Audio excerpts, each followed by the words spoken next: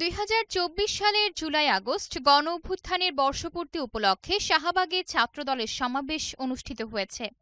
সমাবেশকে কেন্দ্র করে সড়কেই দুপুরের খাবার খেয়েছেন দেশের বিভিন্ন প্রান্ত থেকে সমাবেশে আসা ছাত্রদলের নেতাকর্মীরা।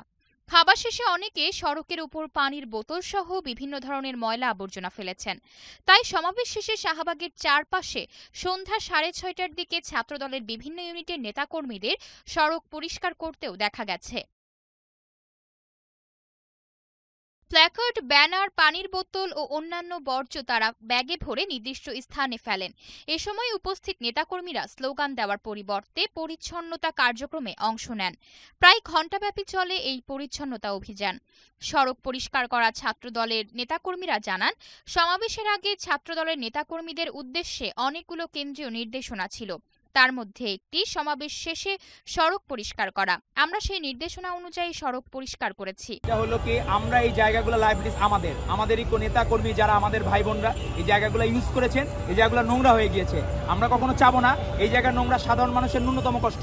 সেজন্য আমরা এই জায়গাগুলো ক্লিন করে দিয়ে তারপর আমরা যাবো, কাজ শেষ করে যাবো। ছাত্রদলের বড় এই আয়োজনকে কেন্দ্র করে সংগঠনটির ভাবমূর্তি যেমন নতুনভাবে আলোচনায় এসেছে, তেমনি রাজনীতিতে শান্তিপূর্ণ কর্মসূচির প্রয়োজনীয়তাও ফের সামনে এসেছে। সুশৃঙ্খলা সমাবেশ নিয়ে অনেকেই ইতিবাচক পোস্ট ও মন্তব্য শেয়ার করেছেন। আশা অর্থী, নিউজ ডেস্ক, গ্লোবাল টেলিভিশন।